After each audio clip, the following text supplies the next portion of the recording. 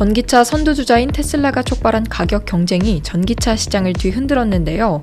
공격적으로 가격을 인하하는 테슬라에 대응해 다른 자동차 기업들도 가격을 내렸죠. 포드, BMW, 폭스바겐 등 내노라 하는 글로벌 완성차 업체들이 가격을 내렸고, 중국에서 압도적인 점유율을 자랑하는 비아디도 마찬가지로 가격을 내렸습니다. 그동안 버티기 전략을 펼쳐왔던 국내 완성차 업체인 현대차와 기아도 결국 태세를 전환했죠. 가격을 인하한다는 건 그만큼 손해를 본다는 의미입니다. 생산에 드는 비용은 똑같은데 판매 가격을 낮추는 셈이니 이는 곧 기업이 자기 몫의 이익을 포기한다는 거죠. 하지만 선두주자인 테슬라의 가격 인하 때문에 그야말로 울며 겨자 먹기로 가격을 내리는 겁니다. 이처럼 체급이 큰 기업들도 결국 백기를 들었는데, 상대적으로 규모가 작고 아직 입지도 확실하지 않은 전기차 스타트업이 버텨낼리 만무하죠. 루시드는 5일 전기 세단 루시드 에어의 가장 저렴한 퓨어 트림 가격을 $5,000 인하했다고 밝혔습니다. 또 중간 트림 투어링과 최고가 버전인 그랜드 투어링의 가격도 각각 $12,400씩 내렸죠. 최대 11%에 달하는 할인율입니다. 루시드가 실제 판매가를 할인하는 것은 최초이지만 출혈 경쟁을 벌인 건 처음이 아닙니다. 지난 2월 구매자들에게 $7,500의 적립금을 제공하는 마케팅을 벌였는데요. 미국 인플레이션 감축법에 대응하는 조치로 차량 가격대가 높아 세제 혜택을 받을 수 없었던 루시드가 현금성 지원을 대안으로 제공한 겁니다. 이 모든 게 다 결국 루시드 차량에 대한 수요를 높이려는 노력이죠. 그럼 효과가 있었을까요?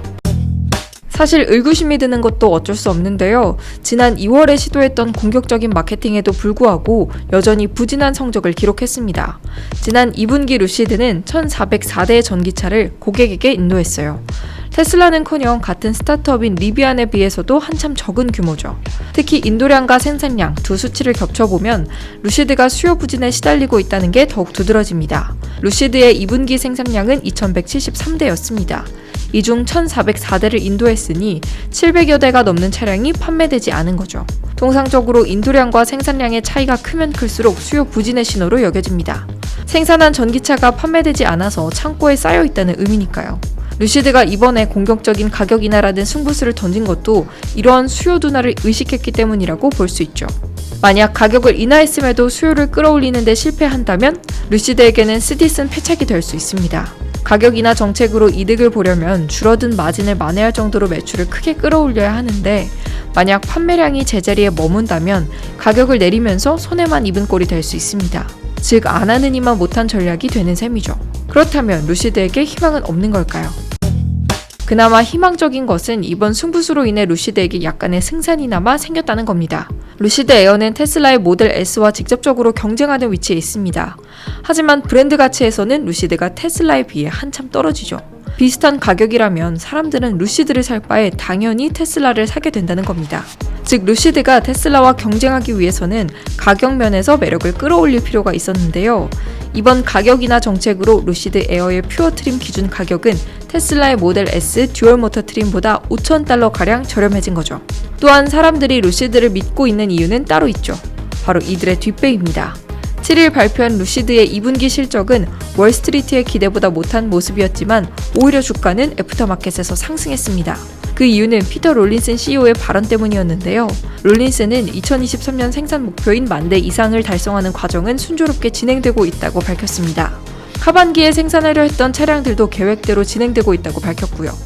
어떻게 수많은 우려에도 불구하고 계획대로 잘 진행될 수 있었을까요? 이 실적 발표에서 셰리 하우스 CFO는 2분기에 PIF 등으로부터 $30억 자본을 조달했다며 62억 5천만 달러의 유동성으로 2025년까지 버틸 수 있을 것으로 예상한다고 밝혔습니다.